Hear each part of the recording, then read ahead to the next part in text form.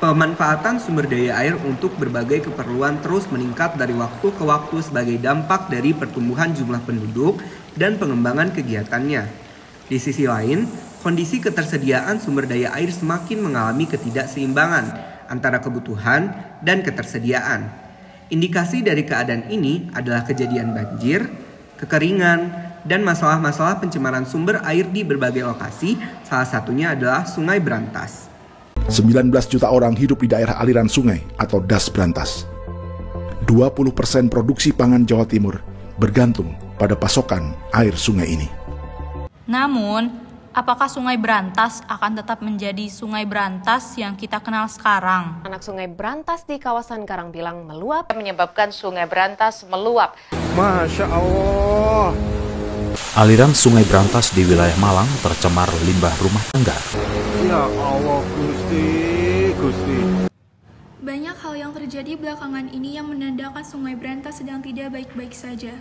Sampai pada akhirnya dilakukan rapat darurat yang dihadiri oleh ahli klimatologis, pihak LSM yang turun langsung, perwakilan Badan Besar Wilayah Sungai, hingga Gubernur Jawa Timur. Pak, Bu, kita harus bertindak secepat mungkin untuk mengurangi kerugian yang dialami oleh masyarakat serta lingkungan dan membantu mereka dalam kondisi seperti ini. Sungai sudah semakin parah kondisinya. Kualitas air memburuk, banjir langganan, erosi, sedimentasi. Sungai kita mulai kehilangan fungsinya, Pak. Tenang Mas Gani, mari kita kupas tuntas semua penyebab yang terjadi di belakangan ini, biar kita bisa mencari solusi terbaik dari tantangan yang sedang kita alami. Gimana kalau tanggapan dari BBWS? Memang betul apa yang dikatakan oleh Mas Gani. Kami dari pihak BBWS sudah mengamati perubahan Sungai Brantas menuju ke arah negatif. Daya dan upaya pun kami tentu lakukan untuk memperbaikinya sesuai dengan tugas kami. Saya setuju dengan bapak-bapak sekalian. Nah, di sini saya sudah mendatangkan klimatologis terbaik di Indonesia, namanya Mbak Intan, yang bisa membantu kita dalam menyelesaikan masalah ini. Salam kenal Bapak Ibu semuanya, perkenalkan saya Intan. Sebelumnya, seperti yang kita tahu,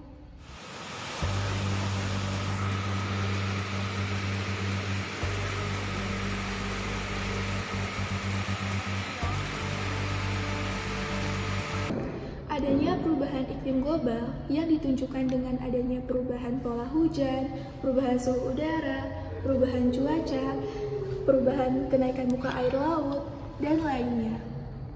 Kenaikan suhu udara yang tercatat dalam 10 tahun terakhir mengalami kenaikan antara 0,04 sampai 1,4 derajat Celcius, yang setelah dievaluasi perubahan yang diproyeksikan dan ketidakpastiannya. Pengaruh perubahan iklim pada wilayah Sungai Brantas salah satunya banjir, yang meningkat di atas 2% dari kurva durasi 10% pada tahun 2050. Hal ini menunjukkan kondisi banjir yang parah pada masa yang akan datang yang sedang kita alami saat ini. Tapi, Mas, Mbak, kondisi das di Brantas juga memang banyak mengalami kerusakan dan penurunan fungsi, khususnya di Subdas Brantas Hulu, Subdas Lekso, Subdas Brangkal, dan Subdas Kartu Hulu. Apakah itu bisa jadi salah satu penyebabnya? Betul, Bu. Hal tersebut dikatakan sebagai degradasi lingkungan yang salah satu penyebabnya adalah sedimentasi, sehingga terjadi pendangkalan dan berkurangnya penampang basah sungai yang memicu terjadinya banjir. Berarti degradasi lingkungan ini dapat berdampak juga pada kualitas air di sungai. Tapi, menurut saya belum tentu, Mas, Mbak. Dengan meningkatnya jumlah penduduk yang bermukim di Sungai Brantas, semakin beragamnya kegiatan yang dilakukan, dan mungkin ada penyebab-penyebab lain yang bisa jadi awal permasalahan yang timbul dan jadinya berdampak pada penurunan kualitas air sungai. Pihak keluarga pun ikut turut andil dalam permasalahan sungai ini. Banyak warga yang membuang sampah ke sungai. Tak hanya itu, limbah industri ikut meramaikan pengelolaan sungai juga. Permasalahan ini memang cukup kompleks. Saya ingin bertanya, apakah Bapak Ibu tahu bahwa Sungai Brantas merupakan salah satu sungai paling tercemar mikroplastik di Indonesia. Sebentar, saya cek datanya dulu. Berdasarkan riset yang dilakukan oleh Koton, sepanjang aliran Sungai Brantas telah terkontaminasi oleh mikroplastik dan sebanyak 72% ikan juga mengandung mikroplastik.